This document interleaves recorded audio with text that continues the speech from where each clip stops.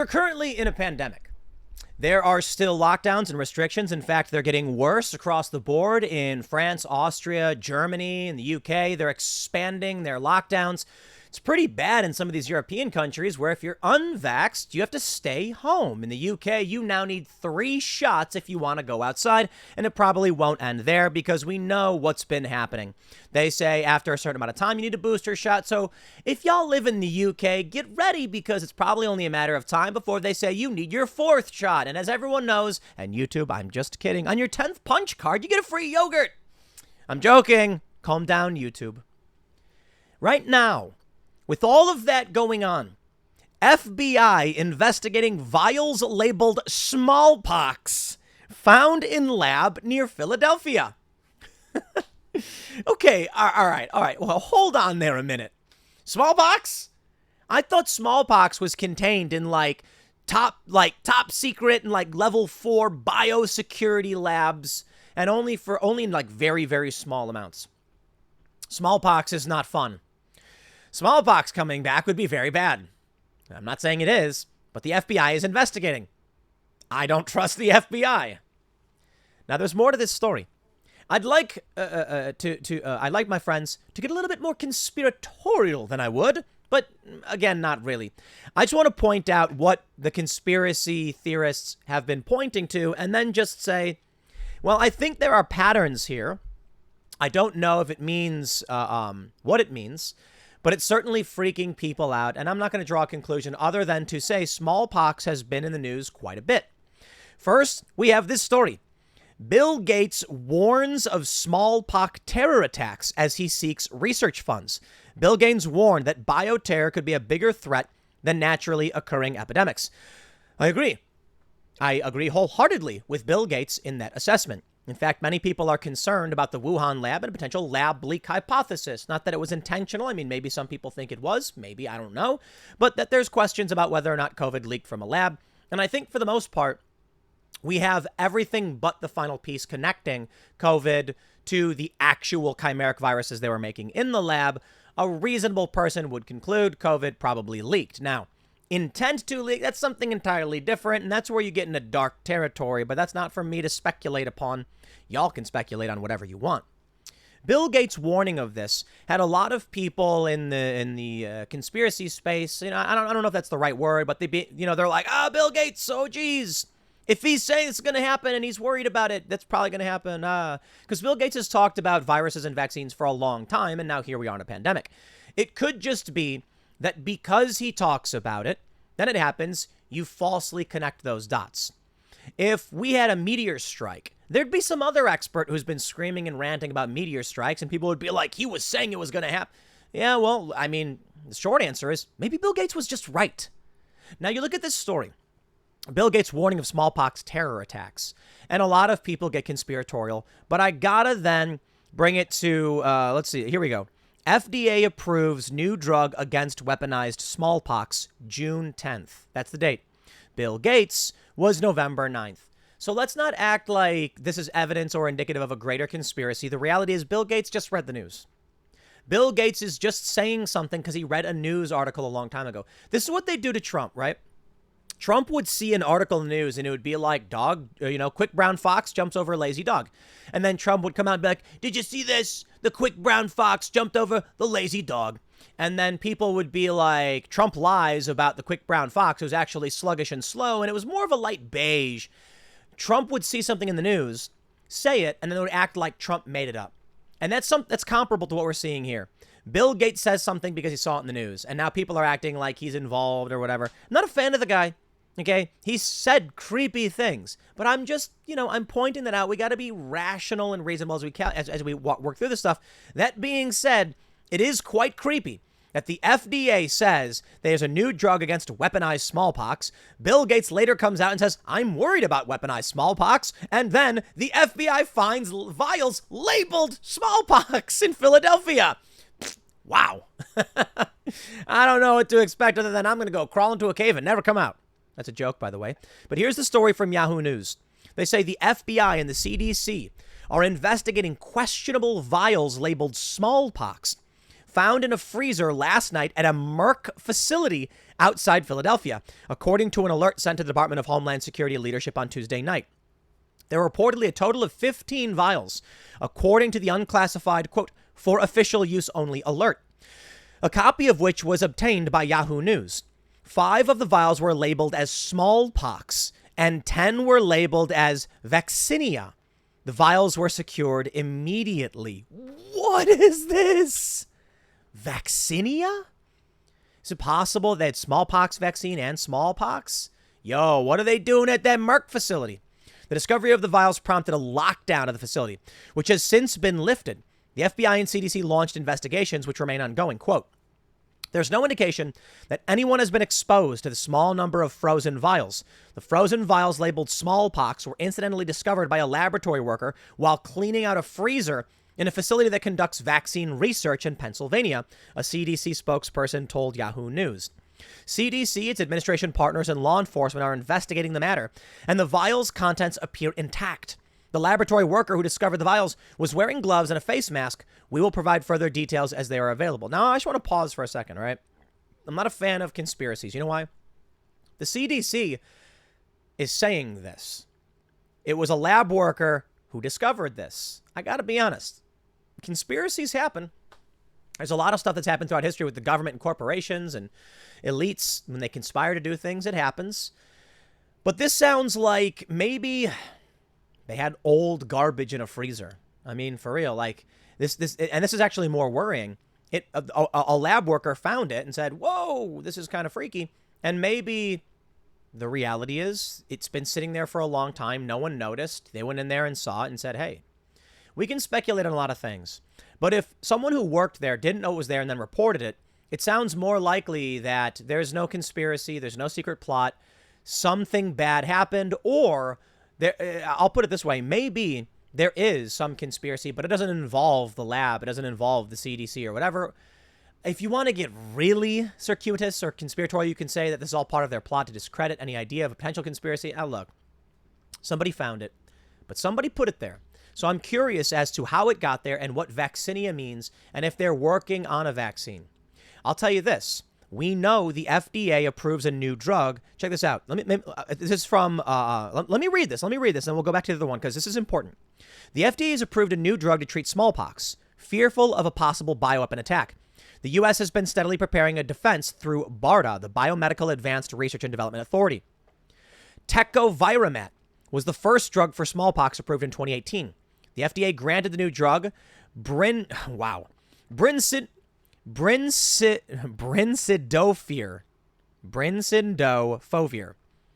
Brincidofovir. I think I got it right, guys.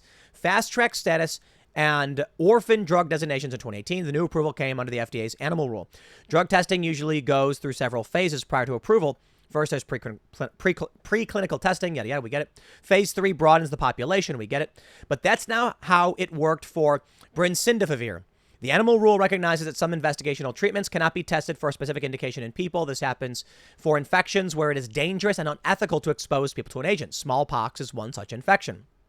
They go to mention blah, blah, blah. What I'm interested in is who's developed the drug. They just say there's a new drug they've approved for weaponized smallpox. I'm wondering who was developing it. I don't know.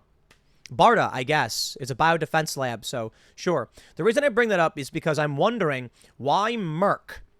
And by the way, they produce large quantities of ivermectin, and they have a new pill for COVID. I believe they're producing it. Why they had smallpox in this lab? If this worker didn't know they did and didn't know why it would be there and then reported it, it could be the CDC didn't know either. It could be nefarious actors have been doing illicit research. I wouldn't be surprised. We've learned a whole lot about lab leak theory and what was going on with the Wuhan lab and this funding. So maybe there's confidential classified operations or just rogue actors. I can tell you this. You want to come to me and say there's no conspiracy, and I'll say, probably, I don't really like to believe in that stuff. Show me evidence to draw a conclusion. Don't jump to the conclusion. But I can tell you one conclusion right now, and that is the vials labeled smallpox were there, which means someone made the labels. Someone made the vials. Someone filled the vials. Someone put them there. Why, how, and how did we not know that was happening until a lab worker found it? They say CDC, its administration partners, and law enforcement are investigating the matter, and the vial's contents appear intact. The laboratory worker who discovered the vials was wearing gloves and a face mask. We will provide further details as they are available.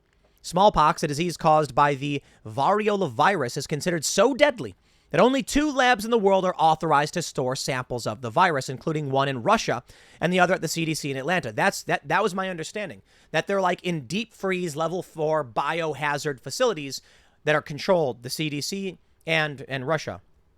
How it ended up in Philadelphia, is also worrying. Bioterror? Criminal actors? Just for-profit actors? I don't know. I don't know, and you don't either. But it is creepy.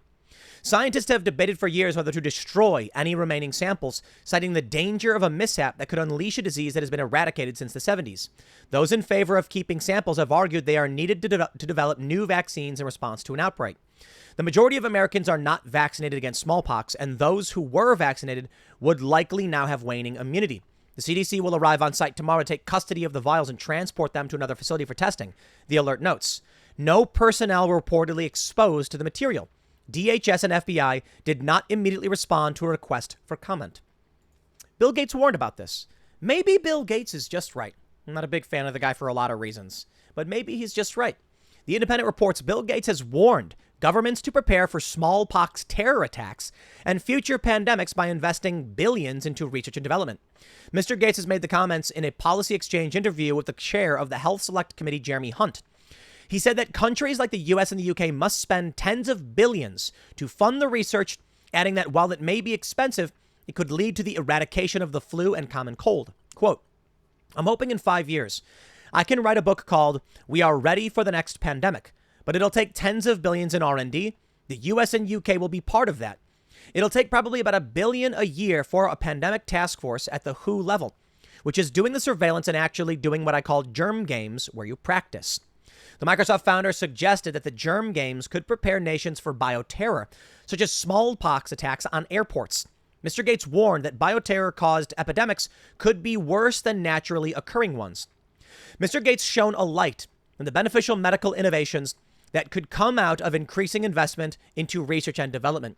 The nice thing is a lot of the R&D we need to do to be ready for the next pandemic are things like making vaccines cheap, having big factories, eradicating the flu, getting rid of the common cold, making vaccines just a little patch you could put on your arm. Things like that will be incredibly beneficial, even in the years when we don't have pandemics.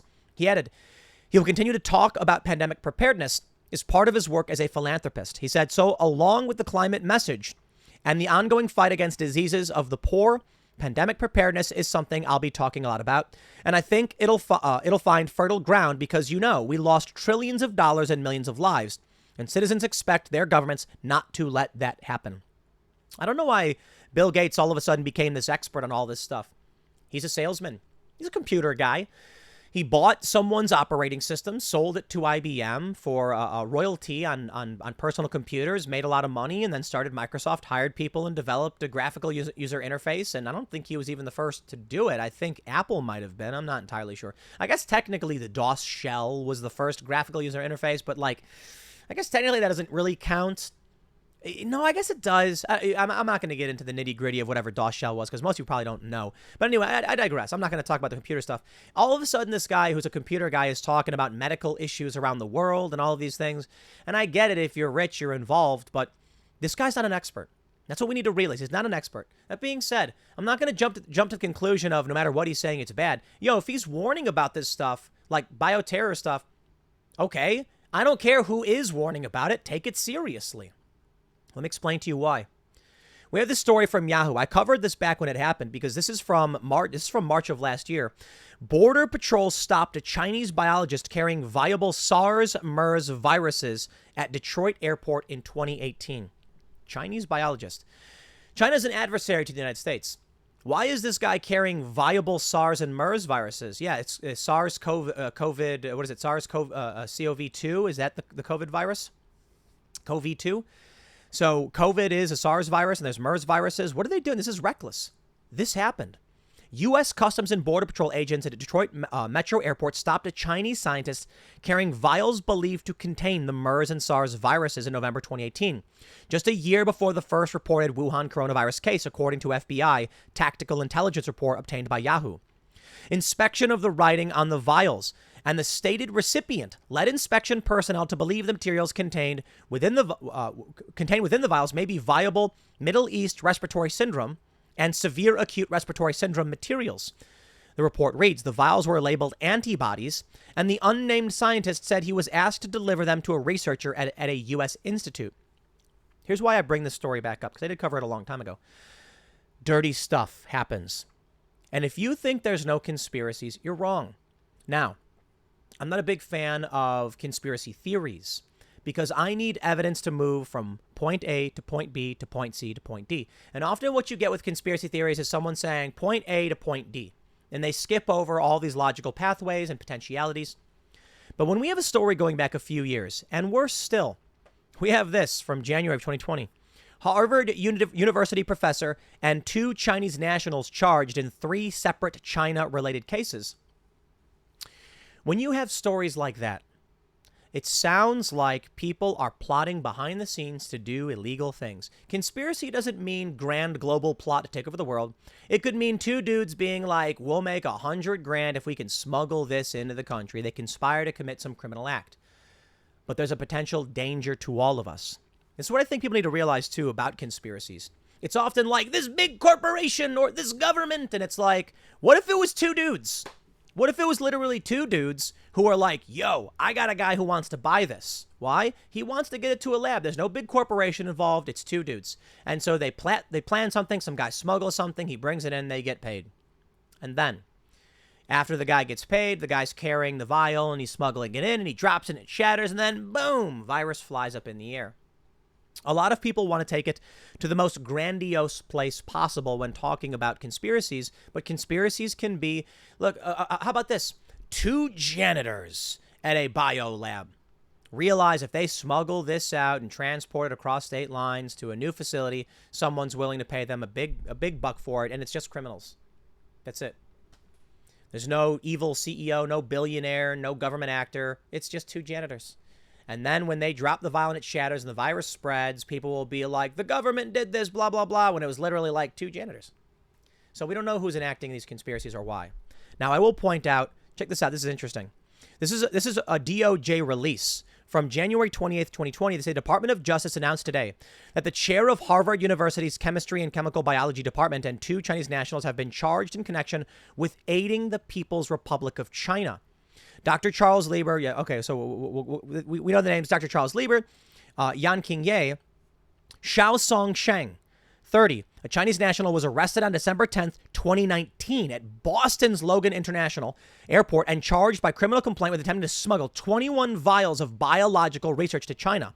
On January 21st, 2020, Sheng was indicted on 1 count of smuggling goods from the U.S. and 1 count of making false, fictitious, or fraudulent statements. He has been detained since December 30th, 2019.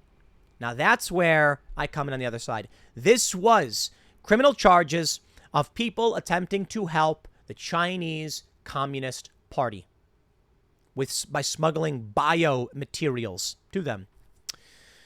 Interesting. Now, I don't know what these biomaterials were, but hold on. When was this? On December 10th, 2019 at Boston's Logan International Airport.